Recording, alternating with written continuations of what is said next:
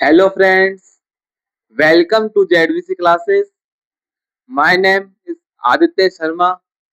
मैं आपको BSc nursing second semester के अंदर न्यूट्रिशन सब्जेक्ट को डील करता हूँ और आज से हम न्यू यूनिट को स्टार्ट करने वाले हैं जिसका नाम है nutrition assessment and nutrition education.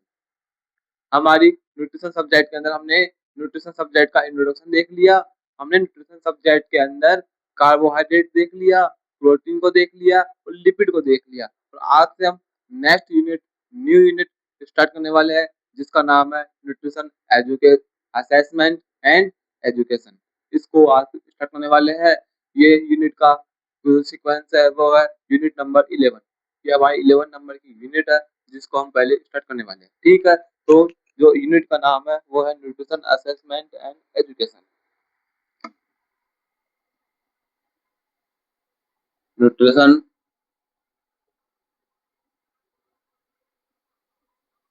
Assessment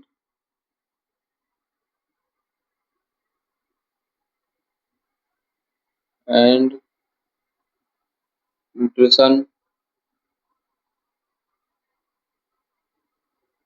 education.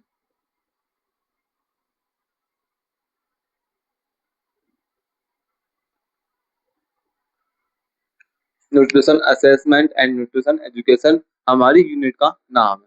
ये हमारी 11 नंबर की यूनिट है जिसको हम आज स्टार्ट करने वाले हैं. हमने कार्बोहाइड्रेट देख लिया, हमने प्रोटीन को देख लिया, हमने लिपिड को देख लिया. अब स्टार्ट करने वाले हैं nutrition assessment. Nutrition assessment and nutrition education unit का नाम है जिसके अंदर हम पहले देखने वाले हैं न्यूट्रिशन असेसमेंट को. न्यूट्रिशन असेसमेंट क्या होता है इसके बारे में डिटेल में स्टडी करेंगे. उसके बाद करेंगे न्यूट्रिशन एजुकेशन के ऊपर बात. ठीक है, तो फर्स्ट जो पॉइंट हमारा है उसका नाम है न्यूट्रिशन असेसमेंट.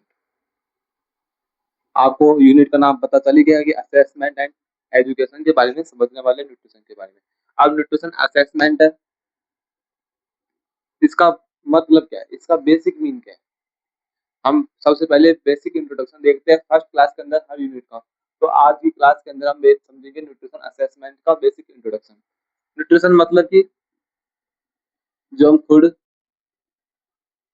इनटेक करते हैं, जो हम फूड इनटेक करते हैं, फूड से क्या मिलता है हमें, न्यूट्रिएंट्स.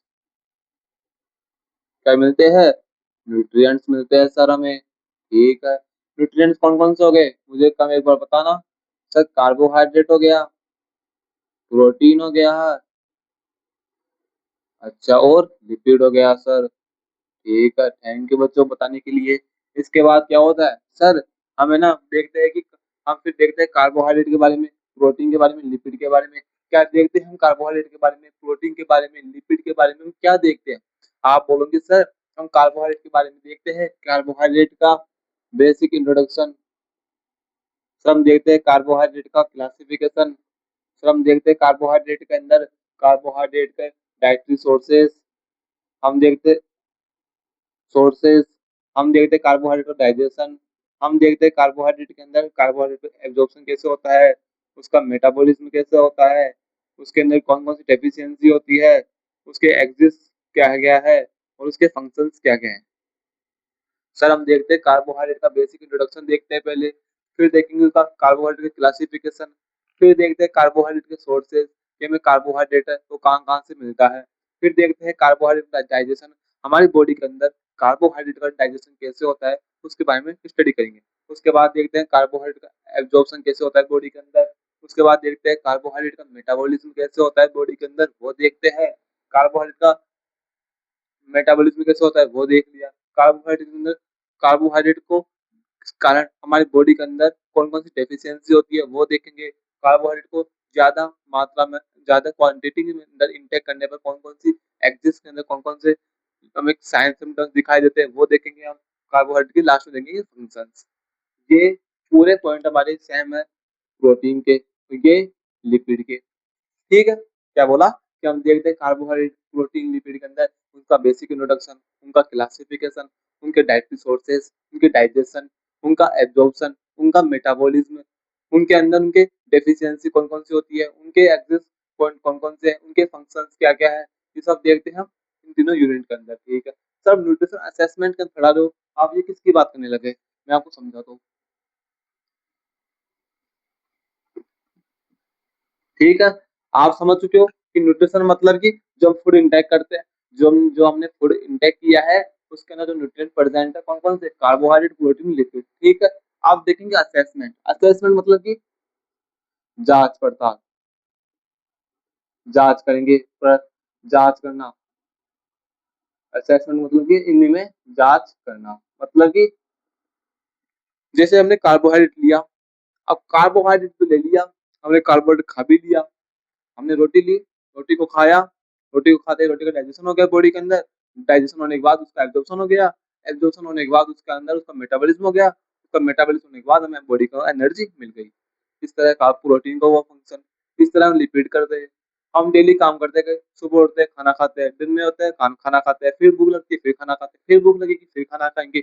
हमने कभी देखा है कि हमारी बॉडी के अंदर कि कार्बोहाइड्रेट का डाइजेशन सही तरीके से होता है नहीं होता है, कार्बोहाइड्रेट का मेटाबॉलिज्म हो रहा है नहीं हो रहा है, कार्बोहाइड्रेट डेफिशिएंसी बॉडी के अंदर है या नहीं है, कार्बोहाइड्रेट कार्बोहाइड्रेट का एक्सिस बॉडी के अंदर हुआ या नहीं हुआ। इसी तरह प्रोटीन का डाइजेशन है, प्रोटीन का एब्जॉर्प्शन है, प्रोटीन का मेटाबॉलिज्म है, प्रोटीन की डेफिशिएंसीज है, प्रोटीन की एक्सिस है, ये बॉडी के अंदर सही तरीके से हो रहे हैं या फिर नहीं हो रहे। इसी तरह लिपिड का डाइजेशन, लिपिड का मेटाबॉलिज्म, लिपिड का एब्जॉर्प्शन, लिपिड की डेफिशिएंसी बॉडी के अंदर हो रही है कि नहीं हो रहे। इन सब के बारे में तुमने कभी सोचा है क्या? नहीं सोचा। सोचना कि बॉडी के अंदर खाने के साथ बॉडी के अंदर उन्होंने ले लिया, अब बॉडी के अंदर कैसे क्या हो रहा है हमें पता नहीं है। बस आपने बताया कि बॉडी के अंदर जैसे डाइजेशन होता है, यहाँ पर हमारा पेट होता है, पेट के अंदर डाइजेशन होता है, पेट के नीचे हमारी छोटी आंत प्रेजेंट है जिसको बोलते हैं स्मॉल इंटेस्टाइन, उसके अंदर उसका एब्जॉर्प्शन होता है, उसके बाद उसका मेटाबॉलिज्म लीवर में होता है, किडनी के अंदर उसका मेटाबॉलिज्म हो जाता है। सर आपने बताया था, हमें याद है, हमें कोई पूछता है टीचर, हम उसको बता देते हैं कि ऐसे ऐसे हमारे डाइजेशन होता है बॉडी के अंदर, ऐसे एब्जॉर्प्शन होता है बॉडी के अंदर, ऐसे मेटाबॉलिज्म होता है। सर अब आप सर आप बोल रहे हो कि अब मेरा आपसे क्वेश्चन एक और है कि मुझे बताओ कि आपकी बॉडी के अंदर डाइजेशन अच्छी तरह से होता है क्या?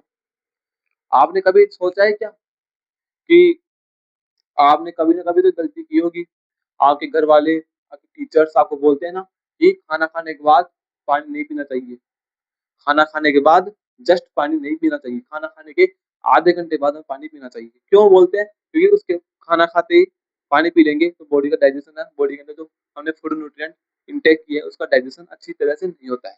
यदि आपने कभी कभी ना कभी गलती जरूर की होगी कि सर मैंने क्या कर लिया, मेरे से आज बहुत बड़ी गलती हो गई सर, क्या गलती हो गई तेरे बता।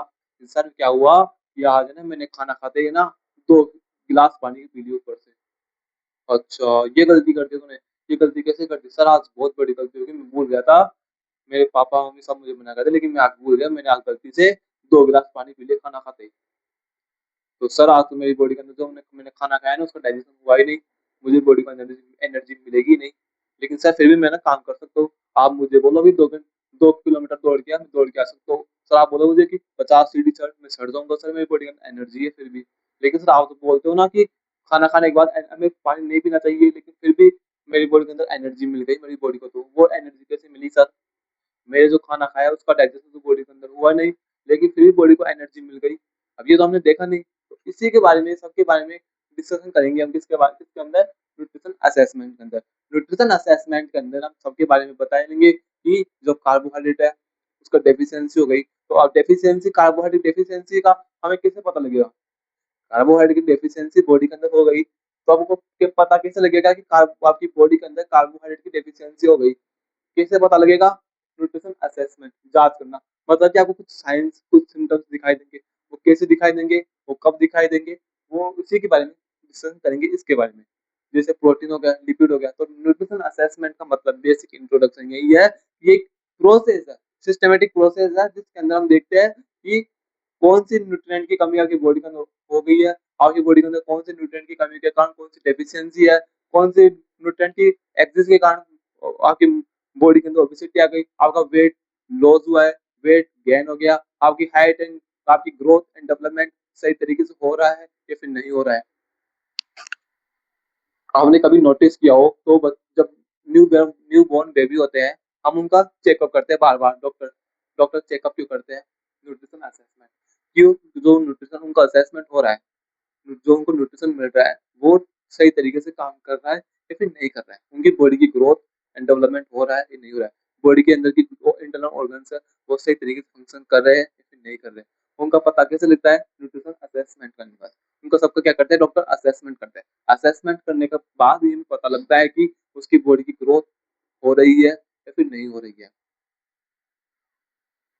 उसकी बॉडी की ग्रोथ हो रही है या फिर नहीं हो रही है, उसका डेवलपमेंट सही तरीके से हो रहा है या फिर नहीं हो रहा है। एक हमें लगता है कि एक्सटर्नल कि हाँ बच्चा धीरे-धीरे बड़ा हो रहा है, इसका डेवलपमेंट हो रहा है, लेकिन क्या पता अंदर के ऑर्गन्स जो ग्रोथ नहीं कर पा रहे हो, जो डेवलपमेंट नहीं कर पा रहे हो, लेकिन उनका पता डॉक्टर कैसे लगाते हैं? न्यूट्रिशन असेसमेंट के थ्रू। तो हम न्यूट्रिशन असेसमेंट के अंदर यही पता लगाएँगे कि कुछ मेथड्स होते हैं इसके पता लगाने के, ये कौन-कौन से मेथड है वो मैं आपको समझाऊँगा।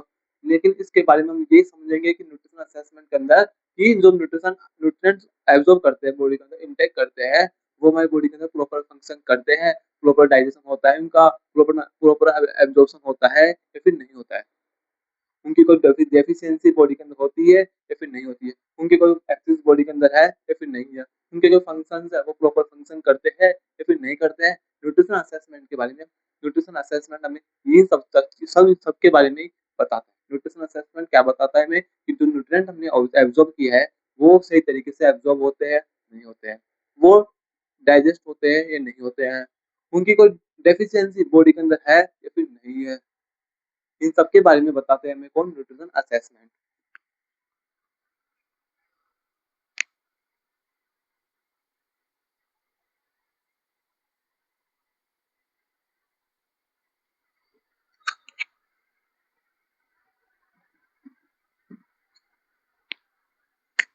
तो आपको न्यूट्रिशन असेसमेंट का बेसिक इंट्रोडक्शन समझ में आया कि न्यूट्रिशन असेसमेंट के अंदर हम क्या देखने वाले हैं।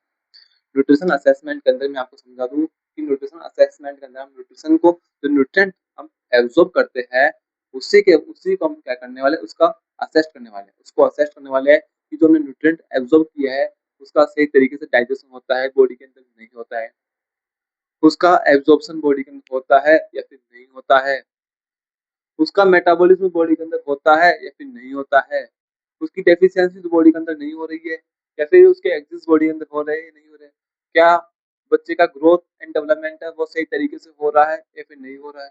इन सब के बारे में हम चर्चा करते हैं, सबके बारे में सबका पता कैसे लगता है हमें? न्यूट्रिशन असेसमेंट के थ्रू। न्यूट्रिशन असेसमेंट एक काफ़ी इम्पोर्टेंट टॉपिक है। यदि न्यूट्रिशन का असेसमेंट नहीं करेंगे तो हमें पता नहीं लगेगा। यदि कोई टीचर है, वो आपको साल भर आपको बुक को पढ़ाया, लेकिन उसने जब टेस्ट नहीं लिया, उसने आपको टेस्ट नहीं लिया, आपका असेसमेंट नहीं किया, आपका एनालाइज़ नहीं किया कि कौन-सा बच्चा पढ़ता है, कौन-सा बच्चा नहीं पढ़ता है, कौन से बच्चे को समझ में आता है, कौन से बच्चे को समझ में नहीं आता है। उसका पता कैसे लगाता है? वो क्वेश्चन पुट अप करके। वो क्वेश्चन पुट अप करेगा, क्वेश्चन का जो आंसर देगा उसको समझ में आ गया, जो आंसर नहीं देगा उसको समझ में नहीं आया। और जो जो बच्चे होते हैं जिनको समझ में आता है लेकिन वो आंसर नहीं दे पाते हैं, तो उनको पता लगाता है टीचर, उनको क्यों नहीं समझ में आया। तो टीचर क्या करता है? टीचर भी असेसमेंट करता है ऐसे ही कि पहले वो टीचर क्या करता है कि पहले पूरे टॉपिक को अच्छे से क्लियर करके समझाने की कोशिश करता है। समझाने के बाद उसके नोट्स बनाता है। नोट्स बना के उसको उसका टाइम देता है 10 मिनट का, 1 घंटे का, 1 दिन का कि आप नोट्स को अच्छे से याद करके आओ। फिर दूसरे दिन नोट्स को आते ही पहले सुनता है। जो सुनाएगा उसको समझ में आ गया, जो नहीं सुनाएगा उसको समझ में नहीं आया। कौन पढ़ता है घर जाके, कौन घर जाके बाद पढ़ाई नहीं करता है, उसका जो टीचर है वो कैसे पता लगाता है? क्वेश्चन पुट अप करके। जो क्वेश्चन पुट अप करेगा, जो क्वेश्चन का आंसर देगा, इसका मतलब घर जाने के बाद पढ़ता है। और जो क्वेश्चन का आंसर नहीं देगा, वो घर जाने के बाद पढ़ाई नहीं करता है। तो टीचर तो भगवान है क्या? टीचर के पास कोई ऐसी शक्ति ऐसी कोई या ऐसी कोई जादू की छड़ी है कि जो पता लगा देता है कि ये बच्चा टॉपर है, ये बच्चा टॉपर नहीं है। वो पता कैसे लगाता है? क्वेश्चन पुट अप करके। जो बच्चा क्वेश्चन का आंसर देगा, वो घर जाने के बाद पढ़ाई करता है। जो क्वेश्चन का आंसर नहीं देगा, वो घर जाने के बाद पढ़ाई नहीं करता है। तो क्या करता है? टीचर भी असेसमेंट करता है। असेसमेंट करने के बाद उनको क्या करता है? मोटिवेट करता है कि आप घर जाने के बाद पढ़ो, आपके पढ़ाई करने के बाद ये होगा, आपके अच्छे नंबर आएँगे, आपके अच्छे नंबर आएँगे तो आपकी अच्छी रैंक आएगी, अच्छी रैंक आएगी तो आपका नाम होगा, आपके पेरेंट्स का नाम होगा। असेसमेंट करने के बाद टीचर उनको मोटिवेट करता है। टीचर का पर्पस क्या है? पर्पस यही है कि वो अच्छे से अच्छा रिजल्ट उनको चाहिए। बच्चा अच्छे से पढ़ाई करे, उनका फ्यूचर सिक्योर हो, वो अच्छे से आगे अपनी पढ़ाई आगे की पढ़ाई कंटिन्यू करे और आगे अच्छे से अच्छे कॉलेज के अंदर, अच्छे से अच्छे यूनिवर्सिटी के अंदर जाके वो पढ़ाई करे। तो पर्पस क्या है टीचर का? टीचर का यही पर्पस है जो अच्छी रैंक के साथ यहाँ से पास आउट हो, जिससे उनको आगे बेनिफिट मिले।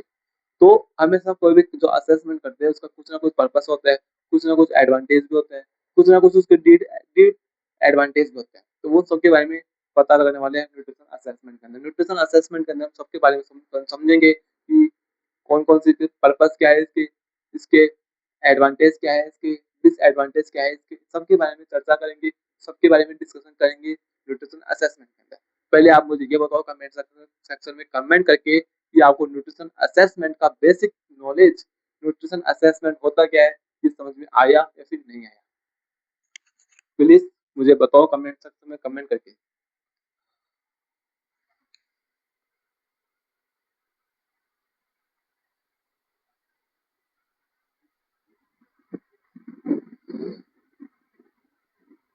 आपको समझ में आया या नहीं आया मुझे प्लीज कमेंट सेक्शन में कमेंट करके जरूर बताएं, क्योंकि आप बताओगे तभी मुझे पता लगेगा। अब मेरे पास भी कोई ऐसी शक्ति नहीं है, ऐसी कोई जादू नहीं है कि मैं आपको बता